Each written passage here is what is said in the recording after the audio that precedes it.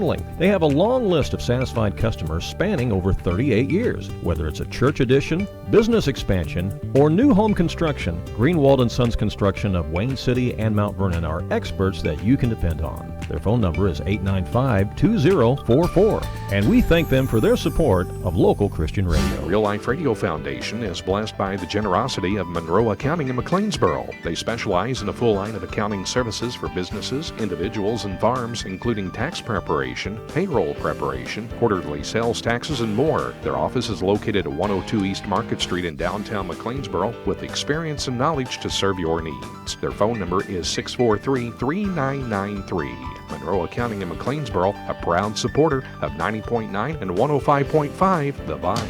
This is your station for the Casting Crowns concert on Good Friday, April 14th at the SIU Arena in Carbondale.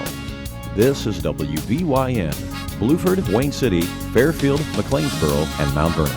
And now on Translator, W288CO Centralia, broadcasting at 105.5. A service of Real Life Radio Foundation.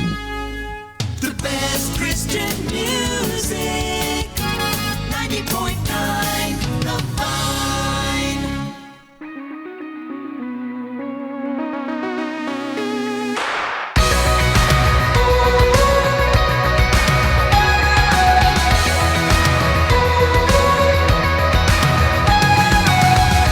There were walls between us. By the cross you came and broke them down.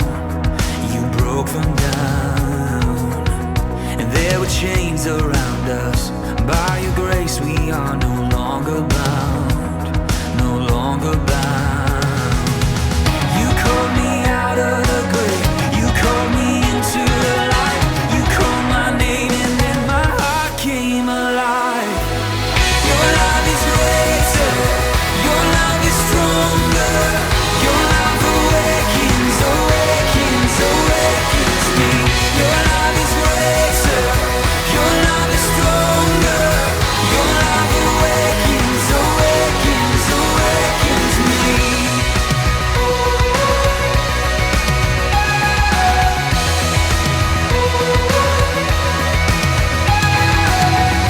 Feel the darkness shaking, all the dead are coming back to life, back to life. Hear the song awaken, all creation singing, we're alive, 'cause you're alive. You called me out of the grave, you called me into the light. You called my name and then my heart came alive. Your love is greater, your love is stronger. Your love awakens, awakens, awakens me. Your love is greater, your love is stronger. Your love awakens, awakens, awakens me. And what a love we found, death can't hold us down. We shout it out, we're alive, 'cause you're alive. And what a love we found, death can't hold us down. We shout it out, we're alive, 'cause you're alive. And what a love we found, death can't hold us down. We shout it out, we're alive, 'cause you're alive.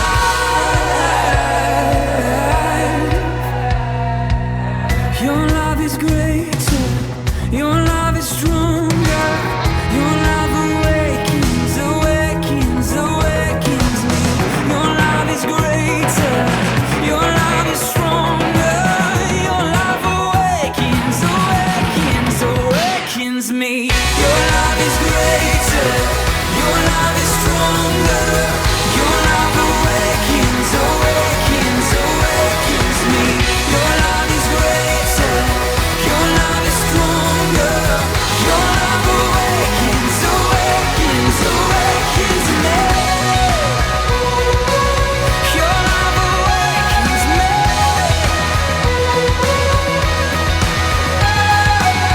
Your love is greater, your love is stronger. Your love awakens.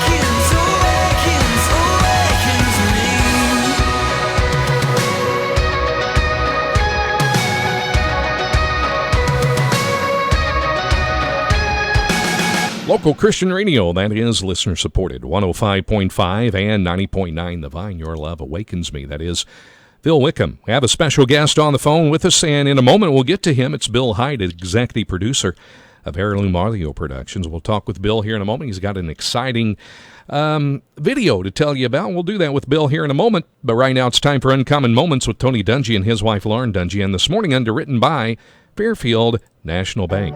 As a financial advisor, John Reynolds is well versed in the best practices of financial planning. But as a local, raised in Wayne County, he's more than experienced with the unique challenges you face every day. After growing up here, he's now returned, investing back into the community that contributed to his success, passionate and committed to helping you with yours. FNB Asset Management. We're here to help. What does it take to live an uncommon life? Here's former Super Bowl winning coach Tony Dungy with today's Uncommon Moment. Dara Torres was the first U.S. swimmer to compete in 5 Olympic Games, and at the age of 41, the oldest swimmer ever to earn a place on the U.S. Olympic team. In the 2008 Summer Olympics, she competed and won silver medals in 3 events. It's impossible to measure how far-reaching and long-lasting Dara's influence has been on others, because she never saw retirement as a viable option. Often, people are quick to tell us that we're too old or that our window of opportunity has passed. But God is always ready and willing to use us at any age and in any setting. Use your influence today to help others see their limitless potential through Christ. Tony Dungy. Discover more at CoachDungy.com. It's 9:06, the Vine Morning Show on a Wednesday morning. I'm Mark, and it's great to have you along this morning. Thanks for tuning in to local and positive Christian radio for you and your family. And you might be listening to our audio this morning live on our in-studio camera on our website at wvyn.org. We have a special guest on the phone with us right now, and let's welcome Bill Heid. Bill's the executive producer of Heirloom Audio Productions. Bill, good morning, and it's good to talk to you again. Good morning, Bill. Thanks for joining us this morning. Well, good morning, Mark. It's a pleasure to be back with you. Bill, exciting times for Heirloom Audio Productions, and you have a very interesting video out there that is called The Lost Secrets of Easter, with Easter coming up on Sunday. This video is it's really special for you because when you released this video, it was only released to family and friends, but you made this video and you were encouraged to release it to the public, right? Yeah, we had a lot of folks ask if they could use it in church, and I said, of course, you can use it in church. And I started thinking, well, if this many people are asking, we might as well just put it out and make it available for everybody. Well, Bill, let me ask you this. Why did you make this video? I know with Easter coming up and everything, Resurrection Sunday, why did you make this video? Well, it's kind of a personal thing, as you were saying. I made it for my family. I guess I wanted to draw some lines and say, okay, this is what I believe. I've got 5 kids and 16 grandkids, more grandkids on the way, and I said, basically, all right, what's my statement? What is it that I believe? What can I tell from my angle? As you know, we're storytellers here at Heirloom Audio, and so I've got a particular slant on this story, and I think with all of the other worldviews being professed, in other words, secularism has a worldview, has a story it's being told, a narrative. Islam has a strong narrative. And I think it's easy on Easter for us just to go through the motions and pass through some of this stuff without really paying close attention to what's really being said. You know, you're well known for audiobooks, Bill, but this video is very important. And why is Easter, as told in story form, so important at this time of the year? Well, I think Easter, number one, is the single most important day in human history, because if you look at Easter, it posits this problem. And baked into the problem, Mark, you've got creation, right? I mean, because you don't need a fix if you don't have a problem. If we evolve, then you don't worry necessarily about fixing something because you're on this progressive, it's fixing itself automatically, right? But if we believe that there's a personal God that created the earth, and there was a breach or a problem early on, and a promise was made, and then God uses history as a way to fulfill that promise, sends his son. That's kind of the story, and I think the reason I like it in story form is, well, Jesus told stories himself, and no doubt as parables. No doubt he heard stories as a young man. Growing up, he would have went to Nazareth. He would have been trained by a rabbi part of the day and been told stories about the heroes of Israel and so forth. So stories are sticky. We both know that. And if you lecture people, they tend to forget stuff because facts that aren't connected somehow tend to just move through us and don't really land on our hearts. You know, when you think of the Easter story, Bill, as in our age group, it's very important. But why is the Easter story so important for the next generation, for the generation that is growing up today and in the future generations? Well, I think it's important to really understand that your kids, your grandkids are watching you. So if you just go through the motions on Easter and it's not a big deal, which, as I just said, it is the biggest deal, and they were watching you, and despite what you may say to them, they're going to be watching your level of joy, your level of excitement, your level of expectations, the implications of Easter and so forth. And I think it's going to get softened. As we tell stories over and over and over, I think they tend to say, well, yeah, we know that, and it a little bit gets kind of taken away from the intensity of it. According to Ken Ham's got this book out, and it's called Already Gone. According to him, he looked at a bunch of Barna studies. 2/3 of the kids that you're going to see this Sunday on Easter, once they get out of school, they go to college, they are absolutely not going to come back. So that's 2/3. That's a numbers problem. So I think the next generation needs to know that what we believe is important, that we've got a solid worldview, we've got a great story. The story is better than any other story, and there's certainly a lot of joy that accompanies our story. Yeah, you know, you were talking about the worldview implications of Easter. How does Easter affect how we see the world today?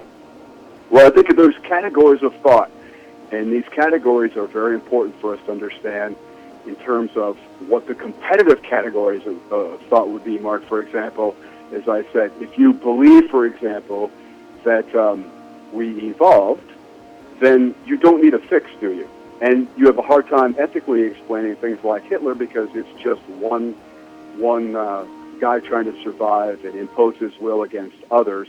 The survival of the fittest made most profound. So what our belief system is pretty important. As we say, there are certain categories of thought that describe how we think, how we got here, what our ethical values are, how we understand knowledge, and to not understand it, I think, is a way to kind of lose the next generation. If you take a kid that's been fed evolution all week, all life, and then you take him to church on Sunday, those two things don't connect, do they, Mark? No. There's not a connection because there's nothing that's broken that needs to be fixed. So a smart kid is going to go, hey, something's wrong with this picture. Right? And he's going to look and say, my parents are nuts. I got all this scientific basis for all this other stuff, and now I come in here, and you guys are just talking about faith commitments without anything behind it, and I'm going to dismiss what you're saying. And that's Ken actually says in the book, Mark, that we're losing them in middle school, which it's really kind of explainable because there's a battle for the worldviews going on, and Easter is at the epicenter of the battle. You know, you're speaking of Easter, and you think of all the holidays that we have in our world today, Christmas, all the holidays. You know, why is Easter the most important day in all human history? It's so important, isn't it, Bill?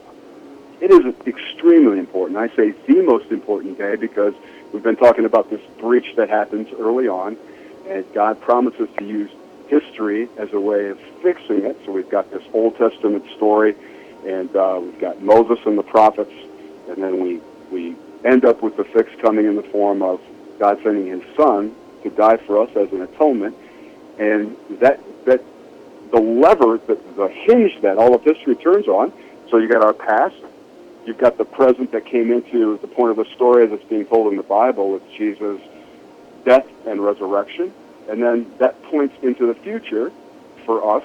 You've got this kind of like a Francis Schaeffer, How Then Shall We Live story, right? Okay, now what are the implications of this? We've got a risen God, a risen Savior. What are we going to do with that? What are our requirements and obligations now that we've got all that stuff? Now that we've got a tool belt, what's all in our tool belt? How are we going to go use it? And this is what I'm saying. We've got to tell the next generation. Yeah, and that kind of ties in with the next question I have for you. How does Easter help us define Christianity all around?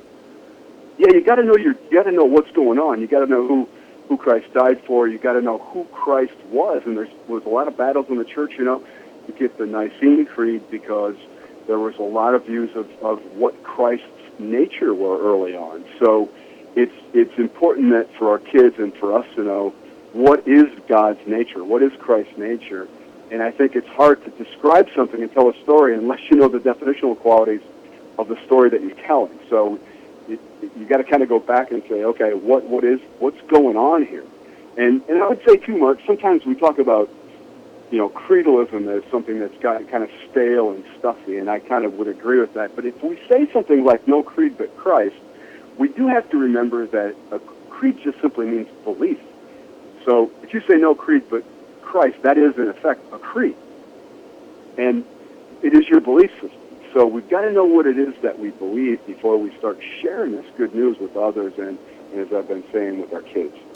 When you think of Easter, Bill, you think of family after, you think of Easter sunrise services at church, you think of dinners after church with family, friends, you think of Easter egg hunts that families will have over the weekend. But what's the best way to use Easter to help shape a better Christian worldview in our children? Really, I think just slowing down and I think kind of breaking things into digestible parts. For example, if you took a young person to Star Wars and you took them halfway through and they got half of the story, and kind of like if you started in the New Testament, right? You don't have anything that predicates what's going on, anything that kind of sets the story up. It's easy for somebody to get lost, and so I think it's important that we go back in time like Jesus did and explain what the narrative, what the big picture is of this whole story. And I think it's time to slow down. Busy moms, of course, through Easter, and then dads. Sometimes we go through the motions as you've described, and it ends up becoming really just a rushed event. And so I think more than anything else, if we can slow down and spend some time that really is heartfelt time with our kids, with our family, and just talking about this event, talking about the event itself, past, and then, of course, the implications of what it means for the future. And another question I had, Bill, is why is it important for Christians to have a philosophy of Easter? It's very important, right? Sure. I think, philosophy in this case, we're talking about, categories of thought and understanding that everybody's got a category of thought. So if you probably are old enough to have heard the beer commercial that says, you only go around once in life, so you got to grab for all the gusto that you can. Yeah. Right. So people will go, well, that's a beer commercial. I go, no, that's a philosophy. As a matter of fact, that was a philosophy that existed during Paul's time, and that's something that maybe Epicurus or Epictetus would have said to you if you would have been on Mars Hill, if you would have been in Athens. And so it's important to know that things that we don't understand that are categories of thought are profound categories of thought, number one. Number two, they're competing categories of thought for the answers to life's great questions, like how do we get here? So the Stoics, the Epicureans, for example, would have one answer to that. Christians have a very different answer. And I think that's a great conversation that we all need to have with each other. I agree with you. I really agree with you. Amen on that. And the Lost Secrets of Easter, Bill, where can people go to watch the video? Well, Mark, oddly enough, it's at thelostsecretsofeaster.com, thelostsecretsofeaster.com. And just there for you. Watch it, share it with some friends if you like it, and let us know what your thoughts are about it. This is awesome for you, Bill, because you're used to doing audio books and everything. Do you see future videos down the road coming from it? Yeah. Thanks for asking that, Mark. I think we're going to do one for Memorial Day and talk about, how important is it for us to remember things? And that's such a big, God constantly is asking us to remember, and I'm thinking of Psalm 88 where it says that righteousness can't even be done in a land that forgets. So the more we forget, the more we put ourselves in peril. And I think you have all these things swirling around us. You've got China, North Korea, Russia, Syria, on and on and on. But if we forget our own story, where we came from, the internal threat that poses is bigger than any external threat that could possibly infringe on us. So knowing who we are, who our God is, what He's promised us, and what our obligations and requirements are, pretty important thing. Yeah, sure is. I'm anxious to see future videos from you, Bill. And something else, you're working on something this spring, Heirloom Audio. You've got a new CD coming out. I believe it's your 8th CD. What's the name of that, and when can people expect it? That's called Captain Bailey's Heir, another Henty story, and it's really, at the end of the day, a story of amazing grace. It's a story of forgiveness. And what happened was Henty came here to investigate the Civil War because he wants to know why 600,000 people had to die when, in England, with Wilberforce and company, really, they had slavery outlawed without firing a shot. And so he came to this country, spent some time, in the East Coast, around East and South, and then he moved through. But he wanted to know what was going on during the gold rush. So he went west to investigate the gold rush, and he wrote this book about what he found. It's going to be an exciting one coming out in the spring, Bill. And the Heirloom Audio Productions, you guys have won many awards, and you keep going on by the grace of God. And this Lost Secrets of Easter video, something else you can put a notch in your belt for, right? Well, like you said, not too many notches because it is by the grace of God, but it's something that we're humbled by and thankful for and look forward to future opportunities. Sure. Amen. Yeah. The Lost Secrets of Easter video. You can go to it now, thelostsecretsofeaster.com, and watch the video. Check it out. I highly encourage it. Bill, thanks for taking the time this morning to talk to us a little bit about this video and what's going on at Heirloom Audio Productions. Well, thank you, Mark. Have a great Easter, and blessings to you and your listeners. Thank you, Bill, and I'll talk to you soon, my friend. Take care, okay? Thanks. Thank you. Bye-bye. That's Bill Heid. He's the executive producer of Heirloom Audio Productions in Northern Illinois, talking to us this morning about the video, The Lost Secrets of Easter, and you can watch it right now, thelostsecretsofeaster.com.